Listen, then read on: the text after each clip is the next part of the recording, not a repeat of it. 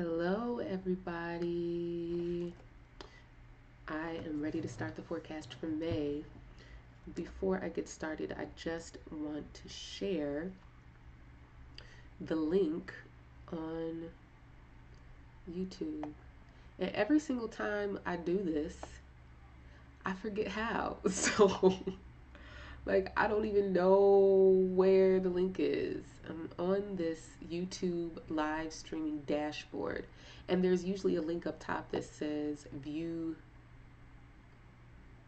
um, stream. So let me figure out how to do that. I mean, I could just go on here and be like, hey y'all, I'm live now. Um,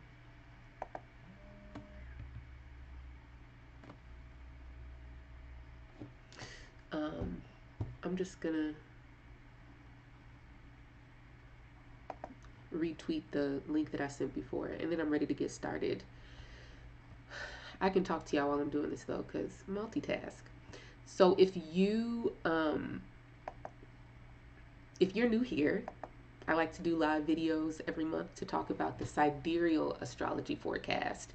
And this is going to be different than your tropical forecast. And the things that I share in this forecast are not applicable to your tropical chart. If you're asking me what is tropical, what is sidereal, sidereal is not 13 signs. That is something that was just made up within the past 10 years by people, I don't know who.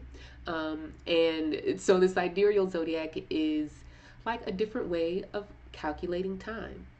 The tropical zodiac, as I like to describe it, is standard time, right? There is standard time that is like January 1st every year, everywhere is the beginning of the year, which is analogous to the first day of spring in the northern hemisphere is 0 Aries every year, everywhere, right? Standardize the time. However, in the sidereal zodiac, 0 Aries is not fixed to the seasons. They were both the same at one time, but in the sidereal zodiac, 0 Aries is fixed to the position of a fixed star called Spica. And 0 Aries begins when Spica is setting on the western horizon in sometime in April. Right now it's about April 13th, 14th, 15th, something like that, April 13th. But it shifts so that now the sidereal zodiac is 24 degrees behind the tropical zodiac. So all you do is you take your tropical chart and everything moves backwards 0 degrees. 24 degrees. That means if your planets are between 24 and 29 degrees of a sign in tropical, they'll likely remain in that sign in sidereal. But for everyone else, your planets will move backwards. So if you go to my website, thepeoplesoracle.com, there's a link there at the top that will show you how to calculate your sidereal chart. It's very important that you don't search Google and find some application to do that online, because there are a lot of very unreliable resources for calculating birth charts. You want to use the guide I've created, which takes you through the process of how to create your sidereal birth chart on astro.com. That is the most reliable website for ephemeris. And ephemeris is just a tables of charts that show you where the planets are on any given days. And astrology software uses ephemerises or ephemerides, I don't even know how you say the plural of that, to create your chart. And so it's important that the website that you're using is calculating the chart correctly. Otherwise, you still won't be able to use my forecast. And for those of you who have been following me and who have had readings with me and are getting familiar with sidereal, you know this is the real deal. So many things that I've been talking about collectively have been coming to pass in ways that we couldn't imagine. Jupiter in Libra, meaning justice for and by women, Saturn in Sagittarius, being, how do I make my life a living testimony of what I say I believe, and how we've been calling to task so many celebrities and politicians and other public figures for speaking in ways that don't reflect what it is they say they believe, or taking actions and doing things that are in contradiction to their convictions as they've expressed them, or in contradiction to our own convictions. And of course, we've seen these themes in our own life. Those of us who are having significant Jupiter and Libra transits are establishing relationships and building partnerships with significant women. We are under the tutelage and mentorship of significant women. We're making friendships with women. And even if it's not women, there's this really strong idea of consensus, and how can we come together? How can we magnify what it is that is common between us? And so I feel like that's a great way to start this month's forecast, because there are a lot of things happening. What we do, or what I do in each of these forecasts, is to talk about the major configurations between planets that are happening each week. And I like to direct you to time periods where these configurations may have had their seed beginning, or another particular turning point in time, and where we're headed in these things. And these always are taking into consideration the larger themes of where Jupiter is, which stays in a sign for about a year, and where Saturn is, which stays in a sign for about 2.5 years. And so all of the planets are really taking turns configuring with Jupiter and Saturn, and each other, the Sun and Mercury and all of those things. This month, the major story is Mars entering Capricorn for a 5-month stay. That began on May 2nd, which was earlier this week. And that change is a big one. As I've spoken about in a very awesome and in-depth video I did on Mars and Capricorn, which I even did horoscopes for every sign. I talked about how the last time that Mars was in Capricorn, the way that it's going to be this year, was in 1971.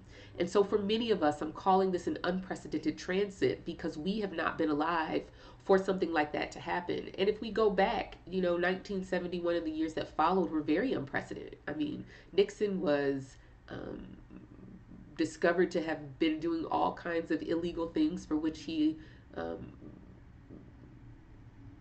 eventually resigned. The Vietnam War was going on, and there were lots of protests and things happening with that, but also the financial sector of our country and the economy, currency, and banking was also a really big focus. And so I've talked about how some of those things are coming back into focus this year, because one of the major keywords for Capricorn is economy. And economy says, what do we have and how do we use it? How many do we have, and how do we make the best use of what we have? Not what do we hope we have, not what maybe, right? Very sober, very transactional. What you put in is what you get.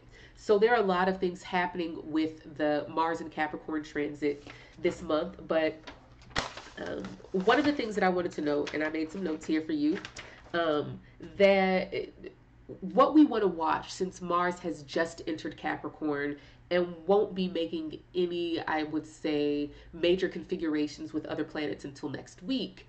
And then, of course, later in the summer, especially when planets start to transit Cancer in June and July, what we really want to focus on is the moon making aspects with Mars. Following the moon's transits is the most easy way to learn astrology. Why? Because as the moon changes signs, so does the temperature and conversation of the collective, and we can notice subtle shifts in our own lives as the moon moves through each whole sign house of our chart.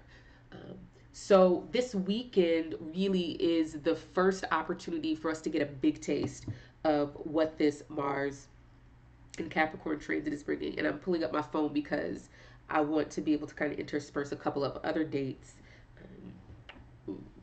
where Mars is going to be doing fancy stuff that we can look forward to. So this weekend, the moon is going to enter Capricorn on May 5th and stay there to the 8th. And what that means is that as soon as the moon gets to the end of Sagittarius on Saturday evening on the East Coast and in the Midwest in the United States, it is going to be approaching the very first conjunction with Mars in Capricorn. Now, we have not had a Moon-Mars conjunction in Capricorn since 2016, right? That was the last time that Mars was in Capricorn by transit. So this weekend is going to be important for us to understand the longer term story and for us to kind of reconnect back to major themes and events that were happening in mid-January to mid-February of this year, going back to August, early August, late July of 2017, when there was an eclipse in Capricorn, and then back to, of course, November 2016, the last time that Mars transited Capricorn. Moon Mars conjunctions are generally just intense because Mars is disruptive. Mars is the original Aquarian. I always say that because Uranus has taken so many of Mars' significations and Mercury's that we forget that Mars is really the disruptive one. Mars is the one that wants to break up the status quo. Mars is the one that rebels and is entitled, and is eccentric, right? It is not considering other people. That's Venus's job. So when we have a Moon Mars conjunction, regardless of whatever sign it's in, we're always going to have a high probability of accidents, taking risks, combativeness, arguing, different things like that, depending on what the quality of the sign is and where it's falling in our chart personally, and kind of where it's falling in the collective sense of what transits are happening. So Mars in Capricorn is unprecedented. Look at the news. That word is everywhere. You'll see me on Twitter tweeting news stories and other people's tweets that are using this word because this is the time that we're in. I mean, the President of the United States has Mars conjunct his ascendant. And so the idea that the tone of the country is really reflective of the president's chart. This is just mundane astrology 101, that the president or king or queen or whoever the reigning leader of any particular country is, their natal chart can be used in the stead of a country's chart for understanding what is happening in that country. So for his chart to have Mars conjunct the ascendant, it is only appropriate that we're having this really significant long Mars retrograde that is unprecedented. His election was unprecedented. Everything he does is unprecedented. And so that word is thick in our vernacular right now. So this weekend, when the moon is going to be conjuncting Mars and Capricorn for the first time since Mars has entered Capricorn this year, we are going to get a taste of this. I've talked a lot about Bitcoin and other cryptocurrencies and some things we can expect with that. But I'll lay off on the specifics for right now. The other dates that we want to watch are May 13th through the 15th. That's Mars in Aries. And that's going to be another really important one because when the moon is in Aries, and I said Mars in Aries, I'm sorry. I meant the moon in Aries. But when the moon is in Aries, it is under the command of Mars. So again, another really important transit to help us. Sorry, y'all, my phone keeps going off. Turn the ringer off now. To help us understand what we're dealing with this transit. And after that, the moon is going to be in Cancer May 19th through the 21st. That's an opposition. Again, another important transit for understanding what this Mars and Capricorn transit is about for us collectively, but also personally, really watching kind of what kind of conversations and interactions and circumstances arise around those times. Finally, May 25th to May 28th, the moon will be in Libra, squaring Mars in Capricorn. All right, let's get to next week. First week of May is really over. The big theme of this week, like I said before, was Mars entering Capricorn. This weekend, the moon triggering that ingress. Ingress means to enter. So the sun ingressing Aries or Mars ingressing Capricorn. That was really the big deal this week. What we're coming up with next week is a continuation of some of the major configurations that were going on in January and February. In that forecast and in my weekly Sidereal Astrology forecast on Twitter, I talked a lot about how all of the planets in Capricorn were taking turns squaring Jupiter. We had the Sun, Mercury, and Venus all taking their time making that square with Jupiter. And I talked about Jupiter and Libra being about principle. What is the underlying unifying factor? Oh, and there goes my sunshine. I've been waiting for you. Let me fix this, y'all. It was just so dark. But the clouds are clearing away. I wish I could see how beautiful it is in Chicago right now. But Jupiter in Libra is really about principle. And you hear a lot of people getting in a bit of self righteous anger, talking about how it's the principle of the thing. Whether or not they were actually offended or hurt is not the issue. It's about maintaining the principle of consensus that has been established on any particular issue. Whereas Capricorn is like, ideas are great, theories are wonderful, people's intention is fine, but what is the practical implication and outcome?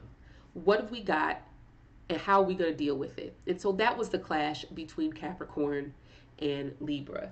Now, next week, the sun is in Aries, and we've already had a taste of this opposition and the flavor it brings. The first time we had the taste of that was when Venus opposed Jupiter. Venus was in Aries, Jupiter was in Libra on April the 17th. And the bigger picture of an Aries Libra opposition is about consideration, right? That's the Libra side, taking the time to figure out the best course before you act, considering the consensus and what are the standards that have already been established for any particular endeavor. And Aries is about passion, it's about impulse, taking advantage of the opportunity, not sitting around and twiddling and considering because you may miss the opportunity. And so Aries often gets a bad rep because Aries is not sitting thinking about other people's feelings, it's acting, right? So other people may miss out on the opportunities that have presented themselves. We also got a taste of that opportunity at the full moon in Libra on April 29th. That was just last Sunday. So again, that Aries Libra opposition about consideration versus entitlement, about considering others and looking around to see what the consensus is, looking at established precedent, right? That's what Libra is about. And Aries is just like, who cares how we've been doing it? Who cares how you, what, blah, who cares? Go for it, right? So we find that tension here about our own needs and the need to consider others. So this opposition this week goes back to a conjunction in Libra. October 26th, the Sun and Jupiter conjoined at 9 degrees Libra, and that was the seed. Then we had the square February 9th when the Sun was at 27 degrees Capricorn and Jupiter was at 27 degrees Libra. And you see me looking over here, I'm looking at my notes. And like I said before, back in January and February, all of the planets were taking turns making that square between Libra and Capricorn. And something that I really want to just take a tiny bit of time to talk about is that there are a lot of, I would say, conceptions of what different things mean floating around the interwebs. And squares are one of those things that I personally feel have a lot of misconceptions. The only reason I say this is that when I begin talking about squares and different configurations on Twitter, I get a lot of notifications and messages from people who follow me who say, should I be afraid? Oh my God, that's my birthday. Ooh, right? And I'm saying to people, number one, squares happen all the time. They're probably in your chart and you're alive. You're here. You have moments of joy. You have moments of conflict. You have moments of sadness. People die. Babies are born. You get new jobs. You have to move. You take trips. You feel stuck, right? All of these things happen all the time. And so it's really important not to project onto the square aspect a kind of negative connotation that can be an explanation for all the bad things that happen in your life. All a square means is dissonance. And where there is dissonance, there is a pull for harmony. There is a kind of pressure to reconcile. There is a feeling that these two things need to be adjusted and these two things need to kind of be worked so that they can exist together. That was the square that I talked about, right? Practical versus principle, right? That's not anything inherently negative per se, However, it can manifest that way for you. And again, you should get a professional to read your chart in that case. Now, for the opposition, an opposition is about a fulcrum point, right? You have these two things, right, that are on different ends of the spectrum, and we're trying to find the balance and fulcrum point. The sun in Aries means that the self concept is under the command of the will. That means our perceptions are under the command of our will.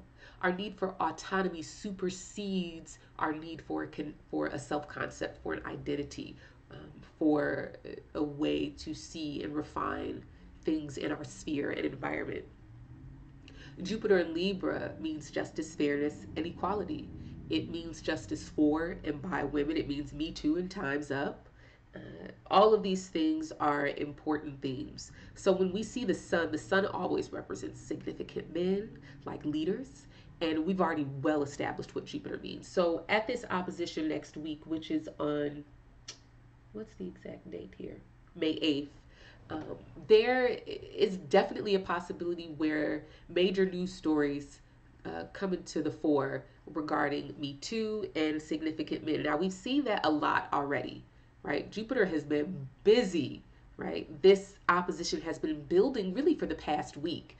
So once we get to May 8th, it's kind of like a culmination peak and then it just dips off, right? So all of these next few days leading up to that opposition is fair game, especially when the moon enters Capricorn, and it's going to translate the light between those two. What that means is that the moon in Capricorn is going to transit the sun, making a square aspect. And as soon as it begins separating from a square with the sun, it is going to apply to a square with Jupiter. And so it's still talking to the sun, and then it's going to be talking to Jupiter and translating the light from the sun. So that gives it like a oomph before the aspect is actually perfected on May 8th. That's going to happen on Sunday, okay?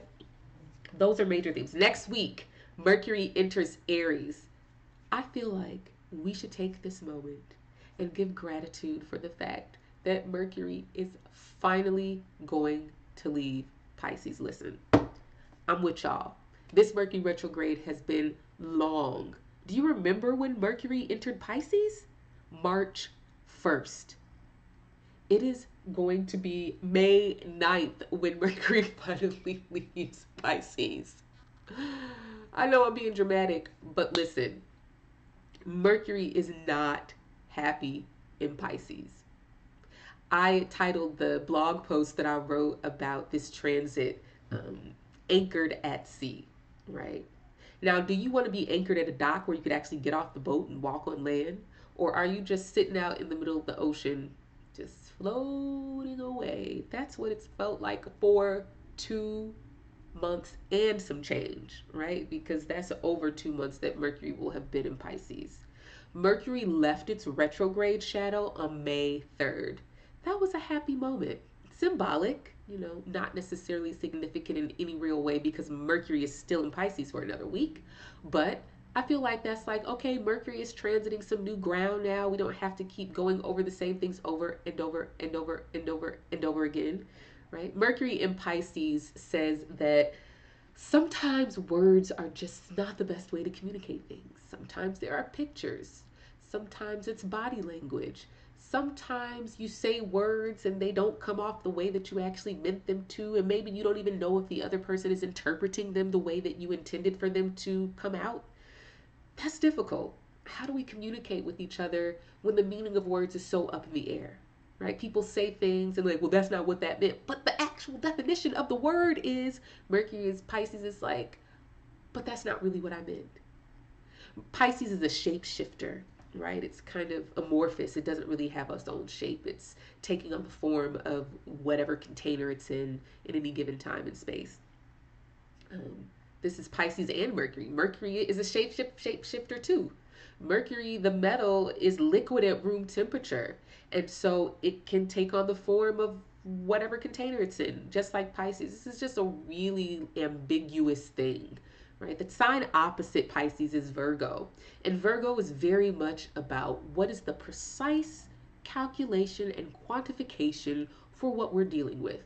And Pisces is like, yes, the sun is yellow, but is it a goldenrod? Is it the color of a Gerber daisy? Is it the color of a sunflower? Maybe it's the faint yellow painted on the walls of a baby's nursery. And Mercury in Virgo is just like, just give me the hex color code and we can just end this whole conversation. What are the numbers? Right? Let me just go Google and see what the, hashtag 154368. What's the color code, right? That's Virgo. And Pisces is like, yes, but those numbers really don't tell you anything about the color. It just tells you some calculation for how to get it. And Mercury in Pisces wants to give you all of these image pictures of how to articulate or define things. So that's over. Mercury's entering Aries. Mercury's going to be answering to, guess who? Mars and Capricorn. Oh, I know you guys have been waiting for this moment. I mean, I have, kind of. I don't know. Because the first aspect that Mercury and Mars are going to make is a square. And that's kind of one of those ugly ones. Because Mercury really doesn't have an identity of its own, in the sense that, like I said, just like the actual metal Mercury is liquid at room temperature, it really takes on the qualities of planets that it's aspecting or whoever its ruler is. So in Aries, Mercury is a slick double forked tongue. Ain't it though? Right? Okay, I'm not trying to shade anybody with Mercury and Aries. All I'm trying to say is I want you to take a moment and I want you to think back. I want you to think back to April of 2017. I'm going to go find my tweets and I'm going to retweet them later, because there was this Mercury retrograde in Aries. And I promise you, I kid you not, there were like 3 in air flights. Security was dragging people off the plane. People were boxing, okay, on the airplane in the middle of the sky with video evidence. There was all kind of drama. Just combativeness and people talking out the side of their neck, especially who. It was just crazy. So I don't mean to call Mercury and Aries a liar. Maybe that double tongue thing was not quite accurate. But what I do want to say is that when Mercury is under the command of Mars, again, this is not colory flowerful language like Pisces. This is, what do I need to articulate so that you understand that I mean business? Mars is our sense of personal, emotional autonomy. Not only am I free to do whatever I want to do, I don't need your permission, but I can feel how I want to feel, and you can't talk me out of it. I saw a tweet the other day that was saying something about, don't let them talk you out of your anger, right? I thought that was a very Scorpio tweet, because Scorpio is like, oh, so you think that you can come in and tell me how I feel, right? It doesn't matter if you don't agree. Doesn't matter if you think I'm overreacting. Doesn't matter if it doesn't make reasonable, rational, logical sense. I have a right to feel how I feel, and you can't talk me out of it. So I'm gonna double down, right? That's Scorpio, right? You can't talk me out of my feelings, and I'm not gonna let you. We need a little bit of that, women. But anyways, Mercury in Aries is a slightly different flavor, because the fiery side of Mars is about autonomy of movement and action. I can do whatever I want to do. I can say whatever I want to say, and I don't have to consider how that's going to make you feel. This is all about my freedom and my right and my entitlement. And so we can see how that might get us into a little bit of trouble. Now, there are some times when you just got to say what needs to be said, and if you want to walk around the bush 5 times before you just chop that thing down, that's your prerogative. But Mercury in Aries is not about that, okay? Mercury in Aries is not about pussyfooting around and like, maybe he won't like it if I say it, maybe, right? Whack. Mercury in Aries is direct and in your face. Now, that comes with a caveat, right? Whenever I talk about Aries, I always talk about the freedom that you have and the sense of entitlement and autonomy that you feel comes with responsibility. Now, you can say what you want to say, but if somebody comes for you with their hands, hey, that's the consequence of your choices. You can use whatever tone you feel is appropriate. However, just know that even if you choose not to consider other people can and will be affected. And just like you don't want anybody to control you, you can't control other people. So just be ready for the consequences of what you have to say. Now, Mars is in Capricorn. Mars is exalted in Capricorn, and Mars is commanding Mercury during this time. That square, for the record, is May 12th, right? That's next week. So this square, it's a big one. It's one of those, Mercury is in Mars sign. So Mars receives Mercury. What that means is that it's like you're in someone else's house, right? But you have permission to be in this house. And even though you don't know where things are, even though you didn't buy the groceries, they may not have food that you like, they may not use the toilet paper or flip the roll the way that you like to pull it off.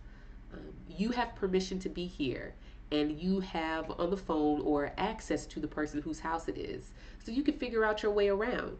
Mercury prefers to be in Gemini or Virgo, where things are very what you see is what you get. There's really nothing implied. You take things at face value, whether that's in a practical, tangible sense like Virgo, or if that is in an intellectual sense. I always say Gemini's special gifts is just taking things at face value. Somebody says, oh my God, I hate your guts. Gemini's not going to be like, but why do you hate my guts? Gemini's going to be like, oh, you want to fight? Or why are you in my life? Leave if you don't like me, right? There's nothing else implied there other than what you've actually said. Okay, so in Aries, Mercury is called peregrine. It means it's just kind of out there, feral, wild. It's like, I'm just trying to have a conversation, trying to check and see how many pair of underwear I got left before I got to do laundry, but I'm in Mars house. And Mars house is very active. Mars house is loud. People don't respect your boundaries. People just kind of come in and leave whenever they want to. You know, it's just a lot going on in Mars house. And so Mercury is just like, well, since I'm here, if you can't beat them, join them, right? So that goes back to all of the significations that I was just explaining before about Mercury in Aries and autonomy and the freedom to speak as you wish, right? But Mercury square Mars is really bringing home that idea that you can say what you want. I promise you can. But just know that there may be hands waiting for you. There may be consequences to your words that you had not considered. So you just have to really find the balance between the practical implications of what you're going to say, Capricorn Mars, and how you want to get your point across. Is it more important to be autonomous, or is it more important to be practical? All right, so that's that square. Mercury is the first planet besides the moon to talk to Mars in Capricorn. Again, this is setting a precedent and a tone for what we could expect the rest of this transit. I don't think that any other planet is actually going to square Mars in Capricorn from Aries except for the moon every month from now until November. So I think that that will be really important. I have in my notes here that I said the first planet with Mars and Capricorn to have a conversation, with Mars and Capricorn. And what's the topic? The topic is entitlement versus earn and deserve. All right. So do with that as you wish. Check out where the Aries house is in your sidereal astrology chart. Where's the Capricorn house? What is the dissonance and tension between those two areas of your life? What is it that you're trying to create and work out there? All right, let's go to the week 3. We have a total tone change. Right, these first 2 weeks are very much the Sun in Aries and the Libra and the Capricorn. We got this Cardinal conversion. Remember, Cardinal signs enforce. Aries, don't know what that was. Aries enforces autonomy. Aries enforces its boundaries. It enforces with force and bravado. Cancer enforces its body, its feelings. You ever see somebody with Mars and Capricorn? Mars and Cancer. If you got Mars and Cancer, you need to go to the gym, all right? For your feelings, self-destruct you or somebody else, all right? I'm just saying my 2 cents. Muhammad Ali had Mars and Cancer. Did he have Mars and Capricorn? I believe he was a Capricorn rising with Mars and Cancer in the 7th house. I think that makes sense. Anyways, and then we've got Libra, which is enforcing justice, enforcing the principle, enforcing righteousness, equality, and fairness.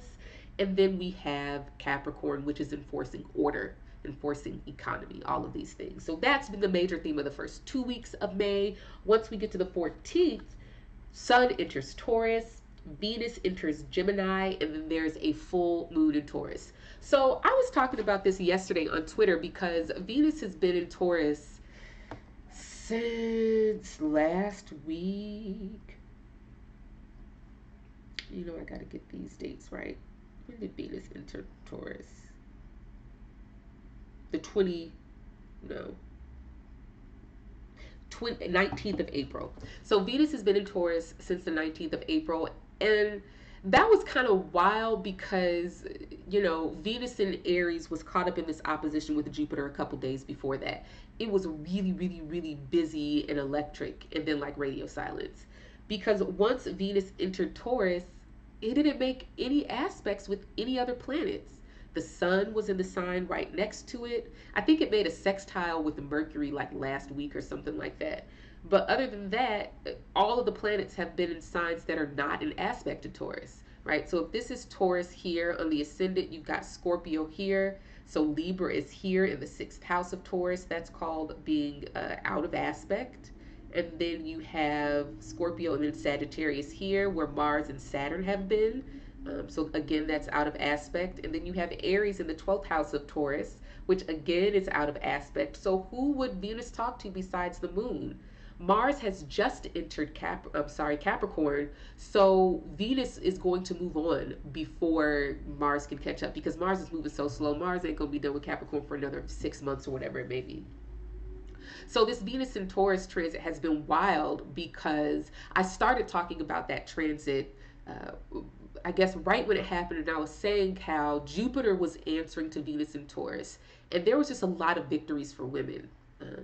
Bill Cosby, who admitted to drugging women on the record in a deposition in court years ago, was finally convicted for his crimes, even though he deserves much worse and should have gotten his consequences long ago. But that was a really big win for women. Khalees came out and shared with the world that Nas was abusive to her, physically and emotionally. And that was really hard to watch because she kept trying to talk herself out of victimhood, saying, I'm strong, I'm not weak, I'm not weak. And I just wanted to give her a hug like, sis, nobody believes you're weak. No one believes that. And we know things are complicated. And I know personally of people who have been in abusive relationships. And sometimes for them, the choice is, do I get beat or do I get murdered? Right? Like, that's just what it is for many, many, many women. Most women are killed after they leave. Right? And they will not only kill the woman, they will kill the children and anybody else in the vicinity. Right? I think it was last summer some guy went into a church in Tennessee and, you know, was in a spat with his wife. She wanted to divorce him, and he killed her, a whole bunch of kids, and a bunch of other people in the church, right? So these victories for women have been really, really important. And this Jupiter and Libra transit, again, because Jupiter was answering to Taurus, Venus in its own sign, has been really, really, really important for the movement of fairness, justice, and equality for women and for others as well. So next week, Sun in Taurus means that, and this is both, that's happening the same day, May 14th, Sun in Taurus, Venus in Gemini. But what I wanted to say about that is that now we have the Sun and we have Jupiter under the command of Venus. All right, so that's giving Venus a little bit of control and clout, even though Venus is not going to be in its own sign during the rest of May. It's going to be in Gemini. I still think that's important to understand the tone and the tenor. I really prefer to see signs as this command, right? Hierarchy of command. Who's in control? Who's controlling the conversation and what are they talking about? What's their agenda, right? So Jupiter has been in Venus sign since September. The Sun is going to join Jupiter in the sense of being in a sign ruled by Venus on May 14th. So again, women, women, women, women, women. Venus is women. Venus is love. Venus is relationships, consensus, not only in the intellectual legal sense, but also in the aesthetic sense, right? I was talking about Taurus as what is the consensus around how certain behaviors or styles of dress, what do they mean and what do they communicate? We have to have a consensus around that, right? If we see someone with a hat on, a belt with a gun in the clip, a taser, and a badge, we've all agreed that that's a police officer, right? That's aesthetic consensus. If we see someone wearing a white coat, perhaps with a name badge here, a pin here, we will think that this is a doctor or dentist, right? So when people go against the grain of the aesthetic, we're like, we get confused. It's like you having a doctor's coat, but you're not a doctor. What are you doing? Or you are wearing clothes as if you, I guess this is easier to talk about when we're talking about costumes or uniforms, right? Because there's a much more unified consensus around what those things mean. Now, when it comes to our personal style of dress, that becomes a little bit more complicated, right? So, this is a big thing about what Taurus is and the sun being in Taurus. Taurus is about, I care what other people think. I'm cued into the consensus around aesthetics. What does this behavior signify? What does this appearance signify? What does this body language signify? And what is the consensus around that? So the sun is going to be in Taurus from May 14th onward until the middle of June. Venus enters Gemini the same day. Venus in Gemini is a wild cookie. I want to call her Toots. Venus in Gemini's name is Toots, okay? Oh, God. Gemini, somebody asked me yesterday, they said, do you think Gemini is eccentric? And I had to think about that, and I was like, Gemini is absolutely eccentric. As I said before, Gemini's super special power is taking things at face value, where Sagittarius, the sign opposite Jupiter, what are we talking about? Opposite Gemini is their special power is being able to bring meaning and purpose to whatever it is they do. Whereas Gemini is just like, this is a cup, and so I'm gonna put some coffee in it, and I'm gonna drink this. And Sagittarius is like, wow, did someone make this cup? This is beautiful. Wow, I'm gonna keep this as my special cup. This is really important. I did get this cup from a special place, actually. It's true. So Venus in Gemini, people always talk about, or rather astrologers like to talk about Gemini bringing this light, playful energy. Yes, definitely a light, playful energy with Gemini. Again, we're talking about Mercury. Mercury is the trickster. Mercury is the planet that controls or governs, rather. Vacuum cleaner shows us kind of what the conversation is. Tells us about how we're coming and going and how we are communicating with each other. Tells us about commerce. And so I'm just seeing people saying hi. I'm so sorry, y'all. Hey, Brittany. Hey, Nora. Thank you for tuning in. I was looking at my streaming software, not at this. But I see y'all. Thank you for tuning in. So, right, Venus in Gemini. Let's talk about that. Venus under the command of Mercury. Again, another planet that's peregrine, wild, feral. What is Venus doing in Gemini's house? Venus just wants to go to Taurus, where there are 600 thread count sheets. There are beautiful chandeliers. You walk in, you smell leg of lamb and smashed potatoes being prepared in the kitchen. The bathroom has beautiful candles and plush towels.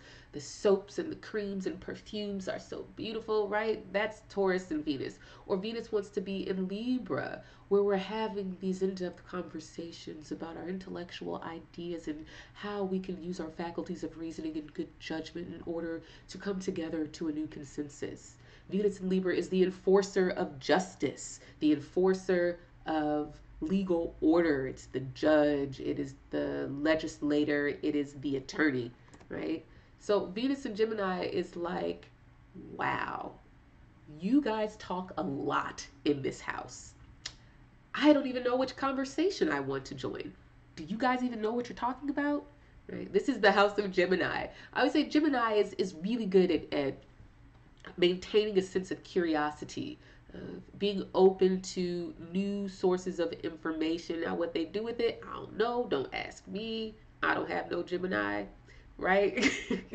I'm saying that in jest because Gemini can be information overload sometimes. I talk about Jupiter and Gemini as being, I know what's going to find me the truth, more information. And Jupiter's like, whoa, can you just deal with what you've got already? And Gemini's like, no, I need more, I need more. And Jupiter's like, but how are you going to make sense of this? Just work with what you got. I promise you can figure this out with the books that you have. Gemini is not having it. So we can apply that same idea to Venus in Gemini. Venus in Gemini is gregarious. It's, you know, open to having additional conversations, open to maintaining one or more partnership at the same time. All of these kind of lighthearted things for Venus in Gemini. Venus is going to be leading up to an opposition with Saturn the following week. Let's see. Oh, okay. Yeah. So whenever I do this, I'm always thinking about like these major trends. So back in like March and April, we had mutable madness, right? There was the Sun in Pisces, Mercury in Pisces, Venus in Pisces, Mars in Sagittarius, Saturn in Sagittarius, all five of those planets answering to Jupiter in Libra. That was a really intense focus. Very, very clear that we are talking about justice for and by women. We're talking about Stormy Daniels and all of the other women who are filing these court cases. That story came out in the news big during that mutable madness, as well as Eric Greitens, the governor of Missouri, and his story came out really big in March and April. And so that was like, okay, we've got all these planets under the command of the same planet. We're very clear what the focus is. But once we hit May 14th, it's really rather interesting because the Sun, Venus, and Mercury are all in different signs. The Sun is in Aries. I'm sorry, the Sun is in Taurus.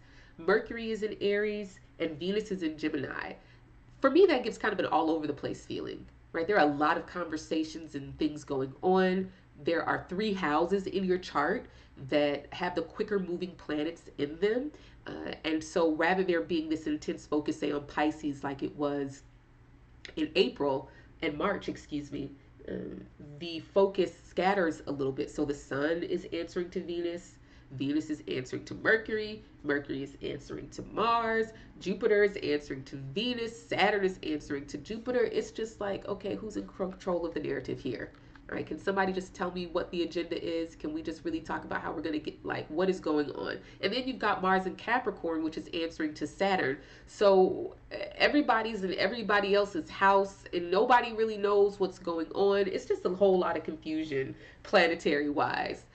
But all of that to say that there are some major focuses that you can kind of key in on, right? You can always key in on Jupiter and Libra because that's just this mainstay transit. You can always focus on Saturn and Sagittarius, and you can focus on Mars and Capricorn. That's the perfect segue for me to bring up my little graphic here so I can tell you guys that that same week, ooh, yes, listen. Okay, I've got this little graphic here. Can you see it on my phone? I pulled it up on my YouTube. That's not YouTube. What's that? Instagram. All right, can you see that little graphic there? Let me see. Actually, I can pull it up for you. There it is. All right, so you'll see at the top, it says May 2nd, 2018, Mars enters Capricorn. And then you see the second line there, May 11th through the 13th. So this is right before the Sun enters Taurus and Venus enters Gemini. Mars is in Capricorn at 4 degrees. And you'll see under there it says August 27th, 2018, stationary direct degree. This, my friends, is what we call Mars entering its retrograde shadow. Mars will transit between 4 degrees Capricorn and 15 degrees Capricorn from May 11th through, when does Mars leave its shadow? Through October 8th, right? October 8th, Mars transits over 15 degrees Capricorn, finally covering new ground in Capricorn. So May 11th to the 13th, big deal. That's also a big deal because I have May 13th, the moon entering Aries. So that's like one of those trigger days that I'll talk about on my weekly forecast on Twitter. All right, so we were at the 3rd week of May with the Sun in Taurus, Venus in Gemini. Then there is the new moon at 0 degrees Taurus on May 15th. That's important because whenever we get a new moon at 0 degrees, that means that there will be another new moon in that same sign at approximately 29 degrees. And that doesn't happen in May. That happens in June. June 13th at 28 degrees Taurus. So 28, 29 degrees Taurus. So there's going to be 2 new moons in Taurus. And what that means is that for me, astrologically, it always disorients me because I like to say, okay, there's going to be a new moon in Taurus, then there's a full moon in Scorpio, then there's the new moon in Gemini. But what ends up happening is when we get to that 29 degree or 28 degree new moon in Taurus, the following moon is not going to be a full moon in Sidereal Scorpio. It's going to be a full moon in Sagittarius, and then the new moon in Gemini will follow. So things get kind of flipped. That'll last until we get, you know, a new moon at like 15 or 14 degrees of a sign, and then things will flip over. All right, so where are we? Let me flip over my little notes here. Mercury is going to oppose Jupiter. All right, so you see a little trend here we got going on. We had Venus oppose Jupiter on April 17th. Then we have the Sun opposing Jupiter on May the 6th? No, May the 8th. And then we have Venus opposing Jupiter on, that's Mercury, sorry, Mercury opposing Jupiter on May 23rd. So we are not finished with this conversation between your Aries and Libra house. Personally, I'm just talking about me and my chart. I'm tired of it. But hey, you know, obviously there are some things that still need to be resolved for all of us, individually in our charts as well as collectively. So you can think about those dates. You can think about the Venus-Jupiter opposition on April 17th. You can think about the full moon in Libra on April 29th. And then you can think about the Sun-Jupiter opposition on May 8th. And then the Mercury-Jupiter opposition on May 23rd. There's still so much going on. I hate that the planets are so far apart, but I just sometimes like for things to get done all in one fell swoop. But obviously we don't get that luxury now. All right, after that, May 25th, Venus opposes Saturn. All right, Venus is the first planet. This is really important. The Sun, Mercury, and Venus all travel together, right? Mercury and Venus are never more than one sign away from the Sun. Now, Mercury and Venus can be 2 signs away, but they're usually the same sign as the Sun, previous, following, or on either sides of the Sun. Last year, because of the way that the planets were organized, Mercury and Mars at various points were the leading planet, meaning they were ahead, and Mars really was ahead of all of the planets in the zodiac. So that Mars was really the first planet to trigger any particular configuration, like an eclipse degree or Mercury retrograde degree or something like that. And last year was very, very indicative of that. Mars was out of control.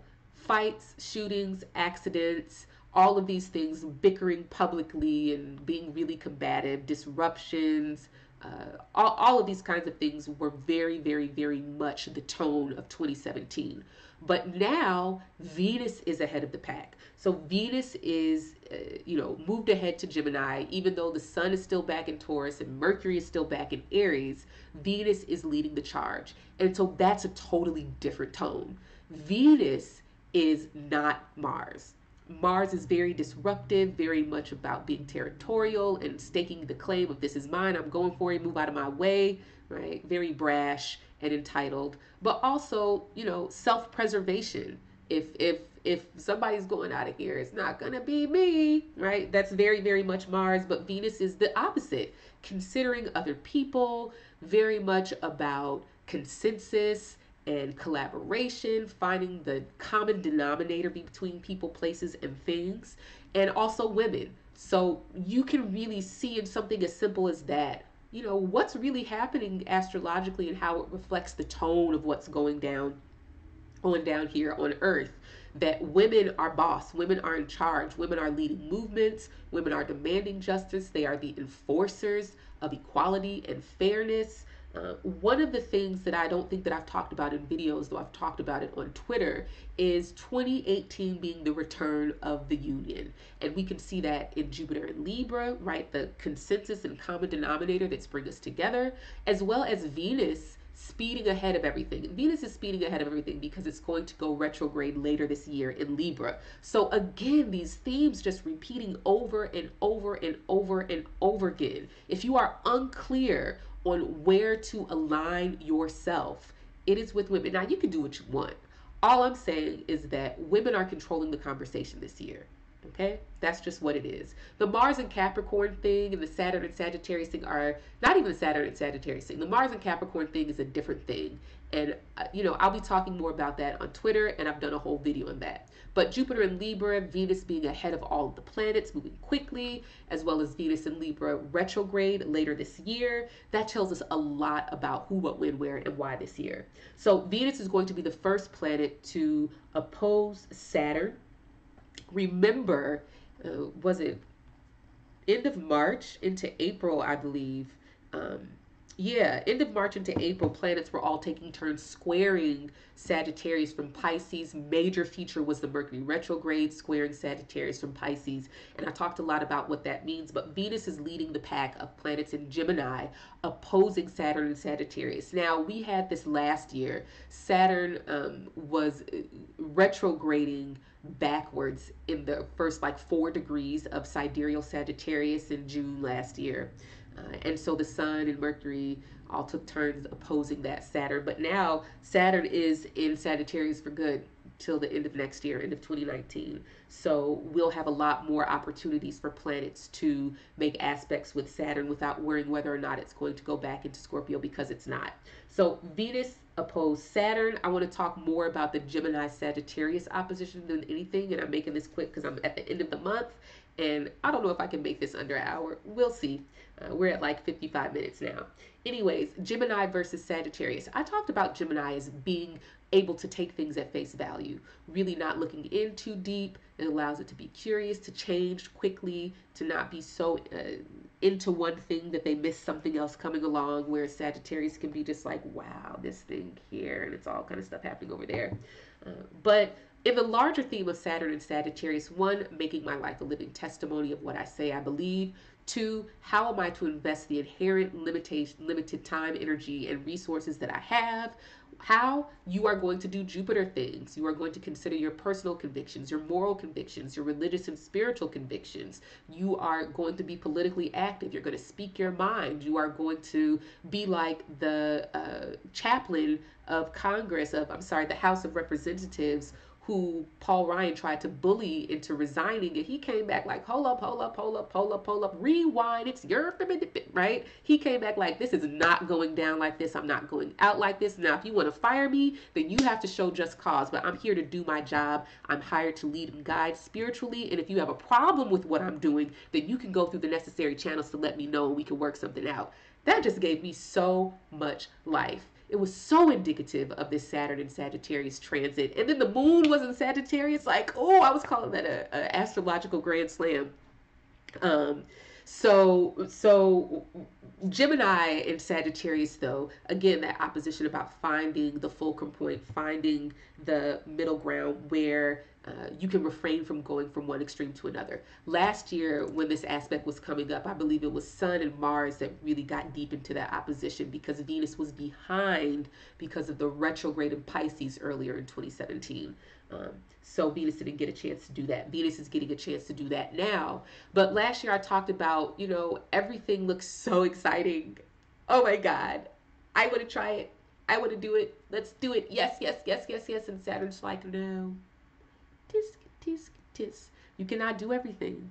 You don't have all the time in the world. You're not going to live forever. How much money is in your bank account? Did you sleep last night? What other obligations and commitments have you already put down in the books for you to do? Right? So if you want to add anything additional, you got to figure out, what are the things that are really important to you? What are the things that really are going to be building something long term that aligns with what you say you believe? Saturn and Sagittarius is so simple if you look at it this way. How shall I make my life a living testimony of what I say I believe? Right? A testimony is evidence.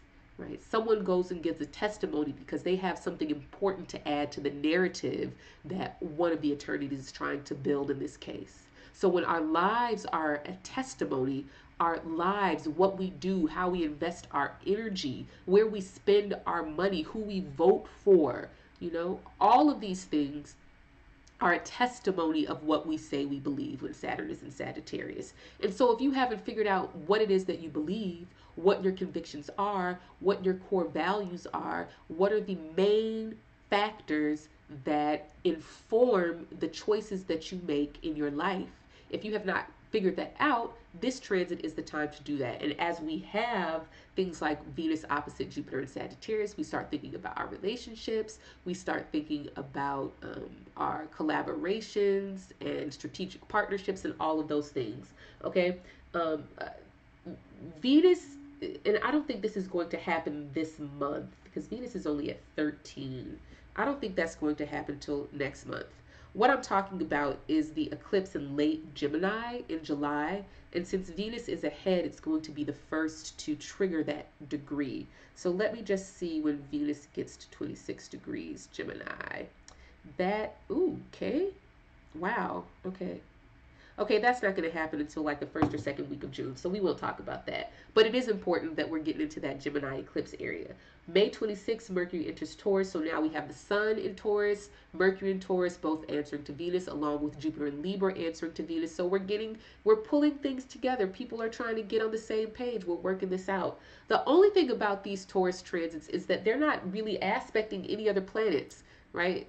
Well, okay, I take that back because earlier in the month the Sun is going to trine Mars, and then I guess later in the month Mercury's going to trine Mars. So there's that. I take that back. But there's not going to be anything else after that until planets start entering Cancer, and then by that time they'll be out of Taurus.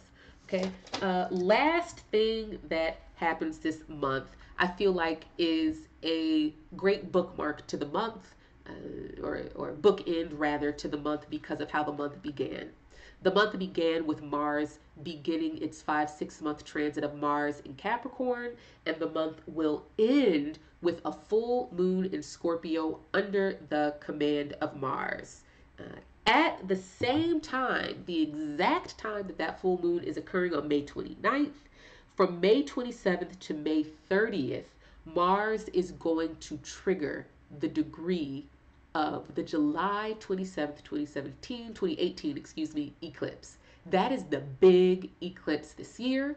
And so Mars transiting that degree at the same time there's a full moon in Scorpio, which is under the command of Mars, is telling you, look to your Capricorn house. Where is your Capricorn house? What is happening there?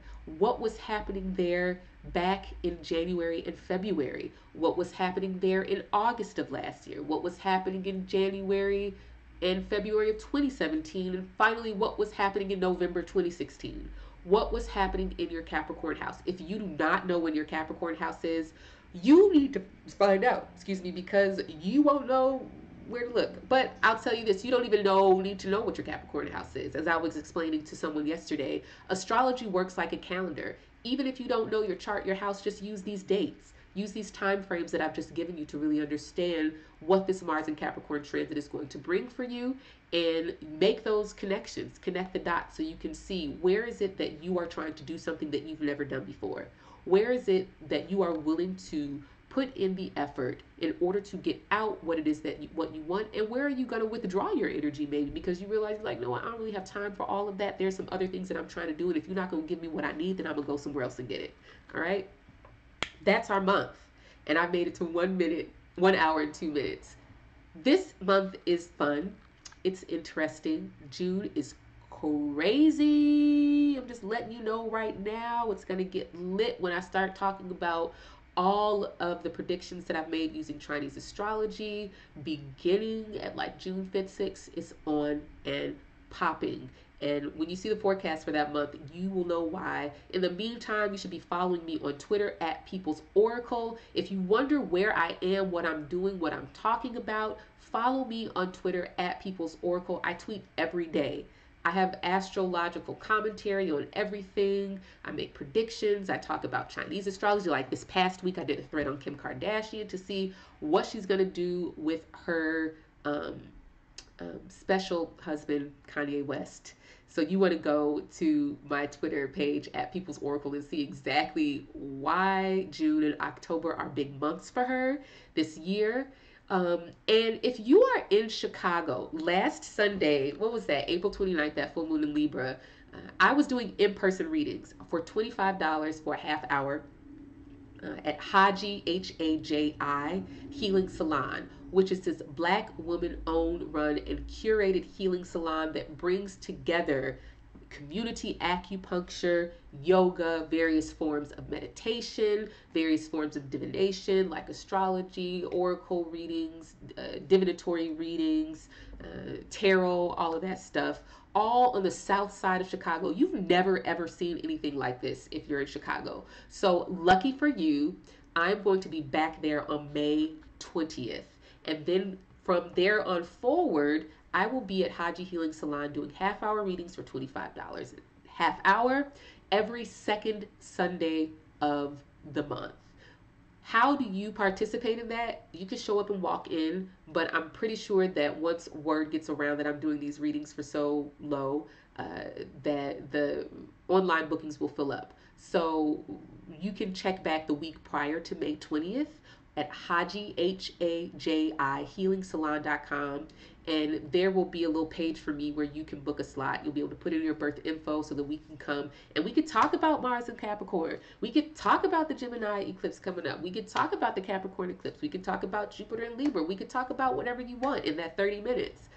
So that's where I am. That's where I'm going to be. That's what I'm doing. I've got some things I'm cooking up, but for now, check me out on my weekly Sidereal Astrology forecast that I post the beginning of that thread every Sunday on my Twitter account at People's Oracle. I hope to make friends with you guys there. I love to talk about astrology all day, every day, 24/7, 365, unless I have to sleep. So, yeah, with that said, you guys, thanks for tuning in, and I'll see you next month. Take care.